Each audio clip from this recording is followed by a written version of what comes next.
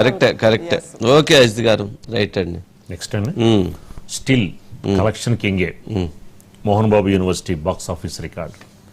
University రద్దయ్య మోహన్ బాబు గారికి కష్టాలు, సమస్యలు చుట్టుముడుతూ ఉన్నాయి. ఎందుకనో ఒకటి పోయిన తర్వాత ఒకటి వెళ్ళిన తర్వాత ఒకటి వెళ్ళిన తర్వాత ఒకటి 1 by 1 కరెంట్ షాకులు తగినట్టు తగులుతూ ఉన్నాయి. మొన్నటిదాకా ఏమన్నా మనోజ్ వివాదం, కుటుంబ వ్యవహారాలు, ఇప్పుడేమన్నా యూనివర్సిటీ వివాదం. సరే, యూనివర్సిటీలో పిల్లలకు సంబంధించినటువంటివి అధిక ఫీజులు వసూలు చేశారు అని చెప్పి ఉన్నత విద్యా కమిషన్ కి ఫిర్యాదు చేశారు. దీని మీద కోర్టులో వేశారు. ఈశ్వరయ్య గారని పక్ష పార్టీల సీనియర్ నాయకుడు తను ఫైట్ చేస్తూ ఉన్నాడు. ఈ నేపథ్యంలో ఈ వివాదం కొత్తగా 26 కోట్ల రూపాయలు వెనక కట్టాలి, ఇమీడియట్లీగా యూనివర్సిటీ మీద యాక్షన్ తీసుకోండి అని చెప్పటంతో ఇది చాలా వివాదంగా మారుతూ ఉంది. బట్ ఏం జరిగిద్దో తెలియదు, కానీ 26 కోట్లు కట్టాల్సిందే.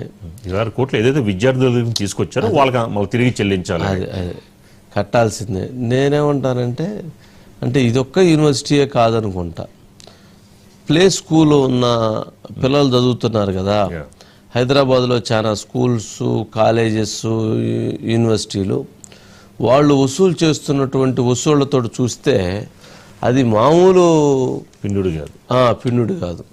ఒక స్కూల్లో, ప్లే స్కూల్లో పిల్లలు వాడుకోవడానికి డైపర్స్ ఉంటాయి కదా, వాటికి కూడా రాసి వీటికి కూడా ఛార్జెస్ వసూలు చేస్తున్నారట. వాడు వాడినా వాడకపోయినా రోజుకు 2 డైపర్లు రాసి పెట్టి పేరెంట్స్ దగ్గర నుంచి వసూలు చేస్తున్నారట. అట్లాంటి విద్యా వ్యవస్థ ప్రస్తుతం దేశంలో తాండవిస్తూ ఉంది. సరే, ఇట్లాంటి చెబుతా పోతే చాలా ఉంటాయి. ఇక సరే, మొత్తానికి ఆయన కాలం బాగలేదు కాబట్టి ఆ రోజున 2019 ఎన్నికలప్పుడు చంద్రబాబు నాయుడు గారు ఫీజులు చెల్లించలేని ఆయన రోడ్డుపై వచ్చి ధర్నా చేశారు విద్యార్థులతో కలిసి. ఆయనకి ఏంటంటేనండి, మోహన్ బాబు గారికి ఆయన వయసులో ఉన్నప్పుడు, లేకపోతే కొంచెం ఆయన దుందుడుకు స్వభావం, ఆయన మాట తీరు, వ్యవహారం, నడవడిక, అవన్నీ కొంచెం అగ్రెసివ్గా ఉంటాయి. చూసే జనానికి ఏంది వీళ్ళు ఎందుకు అంత ర్యాష్గా ఉండాలి, సాఫ్ట్గా ఉండొచ్చు కదా అన్న అభిప్రాయం ఉంది. అదే నా రూటే సపరేట్. సినిమాల్లో బాగుండిద్ది, బయట జీవితంలో బయట మన అలాంటి విన్యాసాలు చెయ్యకూడదు. అది చేస్తే ఏమైంది అంటే, కాలం కలిసి రానప్పుడు ఇవన్నీ తాడు కూడా పాము ఎగరిసిద్ది అంటారు కదా, అట్లా తాడు కూడా పాము ఎగరుస్తున్నట్టు రూపంలో కరుస్తూ ఉన్నటువంటి కనపడుతున్నాయి. అందుకనే ఎంత ఎదిగినా అంత ఒదిగి ఉండమన్నారు. అప్పుడేమవుతుందంటే, కొంత ప్రజల మద్దతు, సానుభూతి, సానుకూలత ఇవన్నీ లభిస్తాయి. అలా కానప్పుడు ఇట్లాంటి విపత్కరమైనటువంటి పరిస్థితుల్ని వచ్చినప్పుడు కూడా కొంత సానుభూతి లభించడం కష్టం అవుతుంది. సరే, నాకు తెలిసి ఇవన్నీ పెద్ద ఇష్యూస్ ఏం కావు. ఇట్లాంటివన్నీ ఆ డబ్బులు ఏదో కడతారు, లేకపోతే అది కాదంటారు, మళ్ళీ 15 లక్షలు కట్టేసి మళ్ళీ కోర్టుకి వెళ్తారు, దాని మీద మళ్ళీ ఇంకోటి చేస్తారు, మళ్ళీ ఇది చేస్తారు, హైకోర్టు పోతే సుప్రీంకోర్టు అయిపోతే మళ్ళీ కింద కోర్టు అయిపోతే అవన్నీ 26 కోట్లకు గాను ₹1 కోటి 2 కోట్లకు లాయర్లకు ఫీజులు ఖర్చు పెడితే ఇది తిరుగుతూ ఉండిద్ది మళ్ళీ ఇంకో 10 ఏళ్ళు తర్వాత, ఎవరికి గుర్తుండదు. మరి అవతల పక్క పోటీ చేసేవాళ్ళు అన్ని కోట్లు ఖర్చు పెట్టి తిరగలేరు కదా, తిరగనప్పుడు ఏమైద్ది, ఆటోమేటిక్గా కేసు వీక్ అయిపోయింది. మోహన్ ఉన్నారు సార్. Mohan, good evening. ఏంటి మొత్తానికి ఎంబీయూ రికార్డు సృష్టించిందా? కలెక్షన్ కింగ్ కలెక్షన్ లో దూసుకెళ్తున్నాడు సార్.